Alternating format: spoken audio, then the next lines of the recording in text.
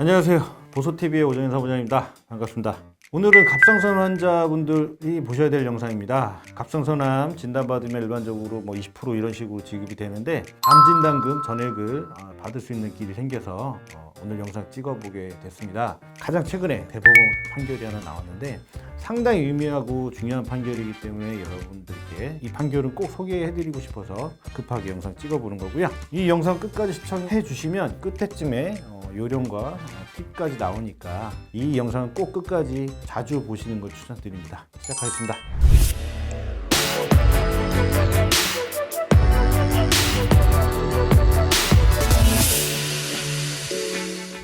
주변에 보시면 갑상선암 진단 받으신 분들 정말 많으실 거예요. 정말 진단 기술이 발전해서 이게 조기에 발견되는 경우도 많고 전에보다 훨씬 더 진단받은 사람들이 늘어났는데 갑상선암 진단받으신 분들이 림프절 전이된 분들도 상당히 많단 말이죠.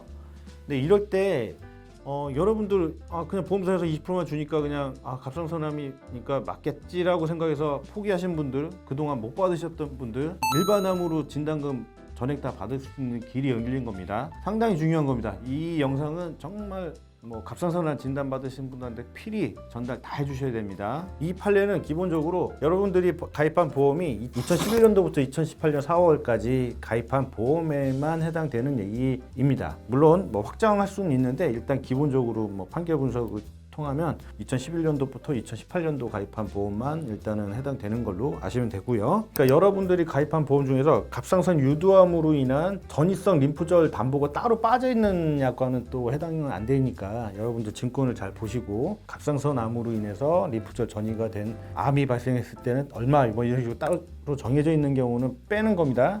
물론 그런 경우는 많지는 않지만 이 판례가 발생하게 된 개요부터 말씀을 드리면 갑상선암이 발생하게 되면 림프절까지 전이되는 경우가 많아요. 그러면 처음에 발생한 암이 갑상선암이란 말이에요. 그 다음에 이게 림프절까지 전이가 된 건데 보험사는 최초의 원발암 부위가 갑상선암이기 때문에 약관에 명시한 갑상선암 진단금 즉 20% 보험가입 금액이 3천만 원이라고 치면 600만 원만 지급하겠다. 속발성 즉 전이된 암까지 우리가 줄 필요는 없다. 그런 논리로 또 하나는 속발성 즉 전이된 암까지 주는 거는 일반적으로 모든 사람이 전이암은 안 주는 걸 알고 있지 않느냐. 그래서 약관에도 써 있기 때문에 즉 계약자, 피보험자한테 이 부분을 설명할 필요가 없다. 그래서 약관상 중요한 설명 의무라는 게 있어요. 그래서 그 설명 의무에 해당되지 않는다라고 또 주장을 하는 거예요.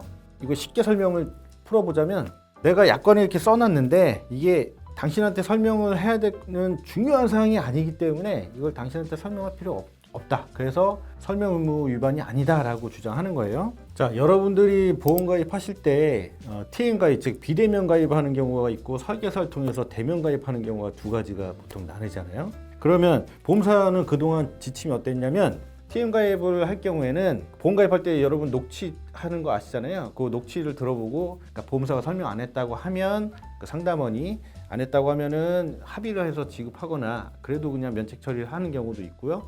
보험사마다 다릅니다. 근데 설명을 간단하게라도 했다고 하면 그냥 면책 처리를 하거나 아니면 소송 가서 그냥 전액 면책 처리를 하는 경우가 대부분이고요. 그리고 대면 계약 즉 설계사 통해서 가입했을 때 설계사한테 모집경유사라는 걸 받아요. 그게 뭐냐면 당신이 모집할 때 어떻게 했느냐라고 이제 서면을 받는 건데 거기에 설명을 했다 이런 식으로 쓰라고 하겠죠. 안 그러면 설명 안 했으니까 우리가 돈을 주고 당신한테 부상을 하겠다 이런 식으로 압박을 한단 말이죠. 그렇기 때문에 설계사는 내가 어떻게든 설명을 했다라는 식으로 돌려서 쓴다든지 어떤 식으로든 써서 그런 식으로 면책 처리를 하는 경우가 많고요. 물론 설계사가 인정을 하는 경우 있어요. 내가 설명을 안 했다 이러면은 이제 부상 비율을 좀 나눈다든지 아니면은 그래도 그냥 안 주는 경우도 많고요. 그건 설명 대상이 아니다 이런 식이겠죠. 그동안 해왔던 이 행태들을 보면 어찌됐든 이래나 저래나 사실 보험사마다 기준은 다르겠지만 내부 기준입니다. 어쨌든 합의를 일부 하거나 아니면은 아예 안 주는 방식으로 보통 해놨는데 이 판례가 나왔기 때문에 이제는 방법이 생긴 겁니다. 여러분도 이 영상 끝에 제가 다시 한번 설명을 드릴 건데 해결 방법이 있으니까 끝까지 봐주세요. 이 내용을 요약을 하자면 보험사 주장은 일관된 겁니다. 보험 약관상 설명 의무 대상에 해당되지 않는다. 그리고 전이암은 원발암이 아니기 때문에 원발 부위암만 지급을 해야 된다라는 주장이었는데 대법원 판결 나기 전에 원심에서는 제가 간단하게 요약을 해드릴게요. 약관 조항의 내용이나 설명 여부 같은 거는 계약의 체결에 영향을 미치지 아니하며 거래상 일반적 공통된 것, 보험계약자 별도의 설명 없이도 충분히 예상한 사항이다. 그러니까 이거는 설명하지 않아도 충분히 예상이 가능한 사항이다. 그렇기 때문에 설명할 필요가 없다라는 거고요. 그리고 이 계약을 이 체결됨에 있어서 영향을 끼치는 사항이 아니다라는 거예요. 그래서 이제 보험사의 설명 의무 위반을 인정할 수 없다라는 판결이에요. 그래서 패소했어요. 그러니까 피보험자 측이 보험사가 이긴 거죠. 원심은 이렇게 패소를 했는데 보험사의 설명 의무 위반을 인정할 수 없다라고 판결을 했어요. 근데 대법원에서 어떻게 됐느냐? 대법원에서는 암의 분류 기준을 정하는 약관 조항은 보장 범위, 지급 의무의 존재, 지급액과 직결되는 보험계약의 핵심적 사항에 해당하고 보험계약의 체결 여부, 그 대가 결정에 직접 영향을 미치는 사항, 중요한 내용으로 보아야 한다. 간단하게 말씀드리자면 암은 그러니까 이런 뭐 속바람, 원바람 이런 부분이 계약 체결에 미치는 영향이 크다라고 봐서 중요한 내용이기 때문에 설명을 해야 된다라고 판단한 거예요. 약관 조항이 거래상 일반적 공통적 사항으로 계약자가 그에 관한 별도의 설명 없이도 충분히 예상할 수 있었다고 볼 수 없다. 중요한 거는 키 단어는 계약 체결 시 보험계약자에게 구체적 상세하게 설명 의무가 존재한다라는 겁니다.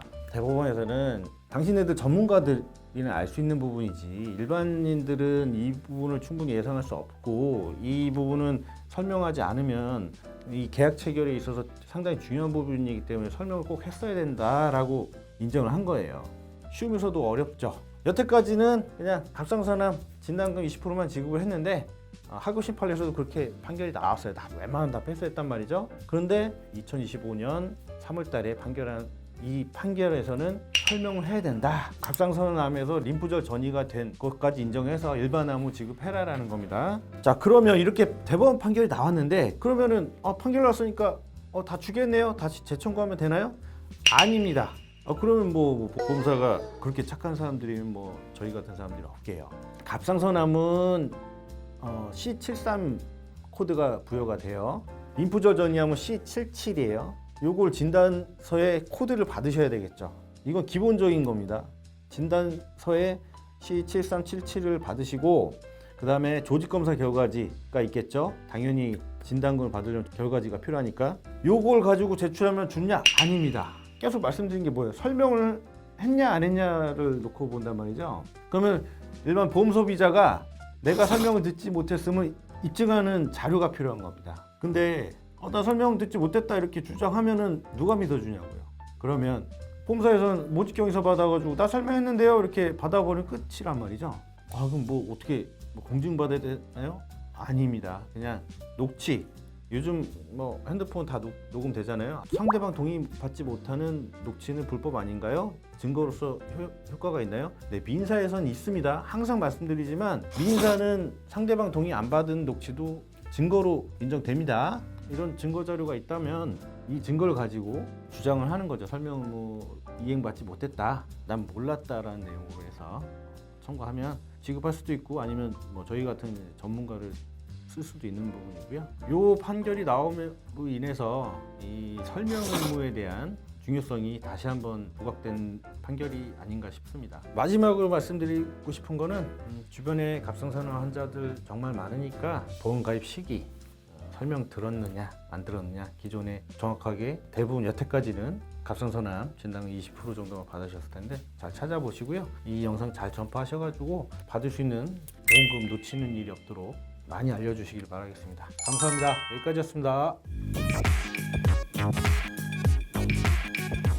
다음 편은 요즘 종종 발생하는 약물 과다 복용으로 인한 사망 사건에 대해서 다뤄볼 건데요. 최근에 주변에서 이런 사건도 있었고 해서 겸사겸사 영상 찍어보도록 하겠습니다. 감사합니다. 궁금하신 점 있거나 댓글 달아주시면 제가 성심성의껏 댓글 달아드리도록 하겠습니다. 감사합니다.